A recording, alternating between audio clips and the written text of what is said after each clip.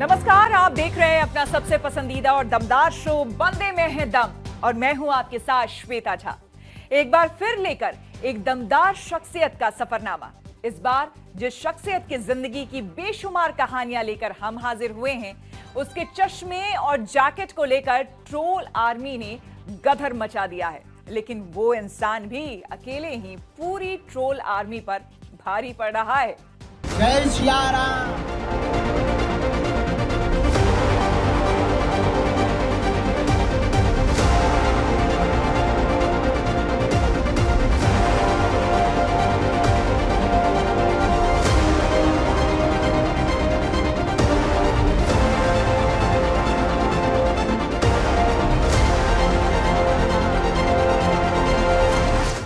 आप समझ गए होंगे कि बंदे में है दम की इस बार की शख्सियत कोई और नहीं बल्कि बागेश्वर धाम पीठ के पीठाधीश्वर पंडित धीरेन्द्र कृष्ण शास्त्री हैं। अभी तक बाबा बागेश्वर को आपने अनुयायियों की पर्ची फाड़ते देखा होगा, लेकिन इस बार उन्होंने ट्रोल आर्मी के चीथड़े उड़ा दिए। दरअसल कथा वाचन के सिलसिले में फिजी और ऑस्ट्रेलिया के दौरे पर गए बाबा की वहां की कुछ तस्वीरें वायरल हो गई, जिसमें वो एक महंगी जैकेट और महंगा चश्मा पहने नजर आए। सात समंदर पार बाबा का ये रूप देखकर यहां बैठे सोशल मीडिया के धुरंधरों को मौका मिल गया और वे मिशन में जुट गए। लेकिन बाबा ने इन ट्रोलर्स का जिस तरीके से जवाब दिया है, उसे सुनकर बाबा के अनुयायी काफी गदगद हैं। लोग चश्मा की फोटो, चश्मा के ब्रांड का नाम, बाबा के जलवे देखो।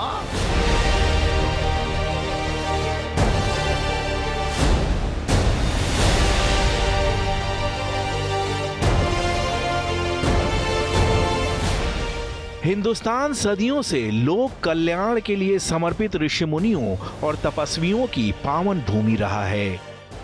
यहाँ दधीची जैसे परम परोपकारी ऋषि हुए, जिन्होंने वृतासुर जैसे आतताई दानव का वध करने के लिए देवताओं के राजा इंद्र को अपनी हड्डियों का दान तक कर दिया। दधीच की हड्डियों से बने वज्र से ही देवराज इंद्र वृतासुर का खात्मा कर सके। दूसरी ओर यहाँ परशुराम सरीखे परम प्रतापी और अतुलित बलशाली तपस्वी भी हुए, जिनके भय से बड़े बड़े राजाओं के भी पसीने छूट जाते थे। देखत भृगुपति वेशु कराला, उठे सकल भय बिकल भुआला। कलयुग में दधीची और परशुराम जैसे परोपकारी और दुष्टों के लिए प्रलयंकारी ऋषि मुनि तो नहीं पैदा हो रहे, लेकिन उनकी परंपराओं से प्रभावित मनीषी जरूर दिख जाते हैं। परशुराम की परंपरा से प्रभावित वैसे ही एक कथावाचक हैं मध्य प्रदेश के छतरपुर स्थित बागेश्वर धाम के पीठाधीश्वर पंडित धीरेन्द्र कृष्ण शास्त्री।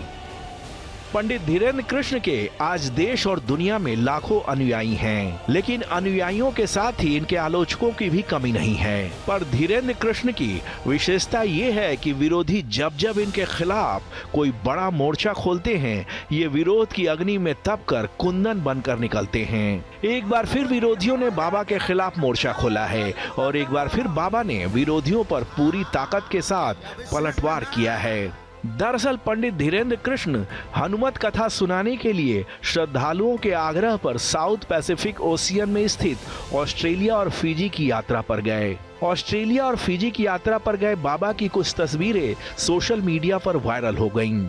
उनमें से एक तस्वीर में Dhirendra Krishna the northern face की जैकेट पहने नजर आए, जिसकी कीमत 60 से 65 हजार रुपए बताई जा रही है। और एक तस्वीर में बाबा प्राइवेट बोट में बैठकर नीले समंदर की लहरों का आनंद उठाते दिखे। हमने सभी वाहन चला, साइकिल चला ली, मोटरसाइकिल चला ली। आज हम देखो पानी वाला जहाज चला रहे, हवा वाला हवाई जहाज चला लिया, पानी वाला जहाज चला रहे हैं। इस तस्वीर में बाबा ने गुच्ची का चश्मा पहना है, जिसकी कीमत आम लोगों की पहुंच से काफी दूर होती है। अब धीरेन्द्र कृष्ण की बेहिसाब लोकप्रियता और ऐश्वर्य से पहले से ही खार खाए बैठे ट्रोलर्स को मौका मिल गया। कोई कार्ल मार्क्स बन गया तो कोई माओ जेडोंग और चे ग्वारा, तो किसी के भीतर ब्रेख्त कुल बुलाने लगे। किसी ने इस मामले को सर्वहारा और बुर्जुआ की चाशनी में लपेटकर लच्छेदार भाषा में वीडियो बनाया, तो किसी ने वर्ग संघर्ष की दुहाई देकर पोस्ट लिख मारे। कुल मिलाकर सोशल मीडिया पर धीरेन्द्र कृष्ण पर हमलों की बौछार होने लगी, जिसका लब्बो लुबाब ये कि बाबा दूसरों को मोह माया से दूर रहने की सलाह देता है और खुद ऐश कर रहा है। पर धीरेन्द्र कृष्ण को करी तर्क बढ़ावे शाखा की सोच वाले सन्यासी नहीं हैं, वो तो नहले पर दहला वाले दमदार बाबा हैं। इसीलिए भारत आने का भी इंतजार नहीं किया, वहीं फिजी में बैठकर जवाब देना शुरू कर दिया। विरोधियों पर पलटवार करने का ये बाबा बागेश्वर का अपना टिपिकल अंदाज है। पर अनुयायियों के मन में कोई भ्रम पैदा ना हो जाए, धीरेन्द्र कृष्ण ने इसका भी पूरा ख्याल रखा। इसीलिए ये भी बता दिया कि जिस जैकेट और चश्मे को लेकर विरोधियों के पेट में मरोड़े उठ रही हैं, उसे उन्होंने अपने पैसों से नहीं खरीदा, बल्कि अनुयायियों ने उपहार स्वरूप दिया है। और उपहार का कोई मोल नहीं होता, ये तो हमारी पुरातन परंपरा भी कहती है। कुल मिलाकर बाबा ने ट्रोलर्स को खुला पैगाम दे दिया कि ट्रोल आर्मी के डर से उनका अश्वमेध रुकने वाला नहीं है। बात ट्रोलर्स को जवाब देने के लिए निकली, लेकिन थोड़ी दूर तलक चली गई। बाबा के लपेटे में नशे के सौदागर भी आए और बॉलीवुड पेज 3 पार्टी के किरदार भी। लेकिन उससे पहले बाबा ने सनातनी मूल्यों की प्रतिष्ठा कायम करते हुए ये भी कहा कि किसी के व्यक्तित्व को गहनता से जाने परखे बगैर उस पर उंगली उठाने से परहेज करो। पंडित धीरेन्द्र कृष्ण की आक्रामक शब्दावली आपको थोड़ी अटपटी लग सकती है, वैसे तो कमोबेश यही इनकी शैली है। लेकिन इस बार ट्रोलर्स ने जिस तरीके से बाबा पर धावा बोला है, लगता है बाबा भीतर से गुस्से में हैं। बाबा से हमेशा सार्वजनिक मंचों पर मर्यादा रखने की उम्मीद की जाती है, वो रखते भी हैं। पर ये बात उन ट्रोलर्स पर भी लागू होती है जिन्होंने उपहार में दिए गए चश्मे और जैकेट को आधार बनाकर बाबा बागेश्वर का कैरेक्टर असैसिनेशन शुरू कर दिया। रसूखदार ट्रोलर्स ने सोचा था कि बाबा बैकफुट पर आ जाएंगे, पर बागेश्वर वाले बाबा थोड़ी दूसरी मिट्टी के बने हैं। ये तो ऐलानिया तौर पर कह रहे हैं कि हाँ, महंगी जैकेट और चश्मा पहना है और आगे भी अगर किसी ने श्रद्धावनत होकर उपहार दिए तो पहनेंगे। बागेश्वर बाबा के ये तेवर देखकर तो यही लगता है कि वो अकेले ही अपनी पूरी ट्रोल आर्मी पर भारी हैं। पर ये पंडित धीरेन्द्र कृष्ण का स्थायी भाव नहीं है, मूल रूप से तो ये हनुमत कथाकार हैं। इसीलिए बजरंग बली का सेवा भाव भी इनमें अक्सर झलक जाता है। ट्रोलर्स पर हमला करते हुए बाबा के मन में अनुयायियों के कोमल हृदय के पोषण का भाव भी जिंदा रहता है। इसीलिए तेवर बदलकर वाणी में विनम्रता का गियर भी लगा लेते हैं। हाँ। बाबा बागेश्वर सनातन एकता का नगाड़ा तो बजाते हैं, लेकिन सनातन के बुनियादी चिंतन सर्वे भवन्तु सुखिनः के भाव से आप्लावित भी रहते हैं। हर जीव को ईश्वर का अंश मानना और हर प्राणी के प्रति करुणा का भाव रखना सनातन का तात्विक दर्शन है। पंडित धीरेन्द्र कृष्ण सनातन के इसी तात्विक दर्शन से सिंचित हैं, और अगर आपका चिंतन आपके आचरण में परिलक्षित होगा तो जमीन पर इसका असर भी दिखेगा। इसकी विराट झलक तब देखने को मिली थी जब बागेश्वर बाबा 21 नवंबर 2024 को मध्य प्रदेश के छतरपुर से राम राजा ओरछा तक 160 किलोमीटर की विशाल पद यात्रा पर निकले थे। पंडित धीरेन्द्र कृष्ण निकले तो थे हिंदुओं को एकजुट करने के लिए, लेकिन आश्चर्य कि इस यात्रा में कुछ मुस्लिम भाई भी मजहबी टोपी पहनकर शामिल होते नजर आए। ये स्वामी जी की शख्सियत का ही दम है कि वो हम सब हिंदू भाई भाई का नारा लगा रहे थे तो मुसलमान भाई ये कहते सुने जा रहे थे कि हम भी यही चाहते हैं।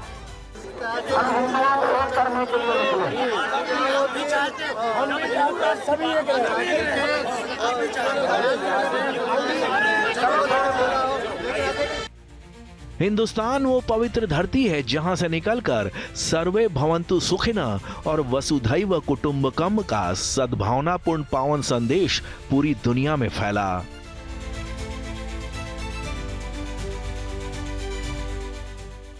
हिंदुस्तान की उसी धरती पर पिछले साल बाबा बागेश्वर की हिंदू एकता पदयात्रा के दौरान ये पाकीज़ा नजारा भी दिखा कि जब धीरेन्द्र शास्त्री हम सब हिंदू भाई भाई का नारा लगा रहे थे और उस नारे की हर गूंज पर मुसलमान भाई उनकी राहों में फूल बिछा रहे थे।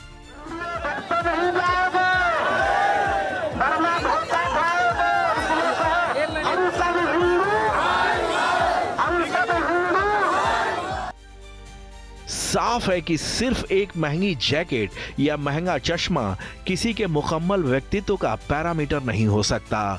अगर कोई व्यक्ति सस्ती जैकेट पहने, सस्ते चश्मे पहने, लेकिन लोगों से छल करे, धोखा दे, शोषण करे, दमन करे, तो क्या उस व्यक्ति को आदर्श बनाया जा सकता है? नहीं। उसी तरह महंगी पोशाक पहनकर भी अगर कोई व्यक्ति निश्चल भाव से परोपकार करे, निष्काम भावना से जनहित के काम करे, तो उसकी तो सराहना ही होनी चाहिए। पंडित धीरेंद्र कृष्ण शास्त्री की पारिवारिक पृष्ठभूमि बेहद साधारण रही है, लेकिन किस्मत का खेल कहिए या विधाता की किसी गूढ़ योजना का परिणाम, बागेश्वर धाम के पीठाधीश्वर के तौर पर आज इनकी ख्याति पूरी दुनिया में फैल चुकी है। अब सवाल ये है कि क्या है उस बागेश्वर पीठ का इतिहास, जिसके पीठाधीश्वर बनकर पंडित धीरेंद्र कृष्ण शास्त्री आध्यात्मिक दुनिया के सरताज बन गए हैं। खुद धीरेंद्र शास्त्री के मुताबिक इस पीठ का इतिहास 320 साल पुराना है। उनके मुताबिक गोहत्या और उसके पाप से बर्बाद हुए एक राजवंश की कथा भी इससे जुड़ी हुई है, और इसके मूल में है वो सन्यासी बाबा जिसका जिक्र धीरेंद्र शास्त्री लगातार करते हैं। पंडित धीरेंद्र कृष्ण शास्त्री की बेपनाह बुलंदी मन में कौतूहल पैदा करती है। जिसका परिवार एक होता है उसके सातों वार बढ़िया गुजर जाते हैं। आखिर कैसे बागेश्वर धाम पिछले कुछ वर्षों में लोगों की आस्था का अलौकिक केंद्र बन गया?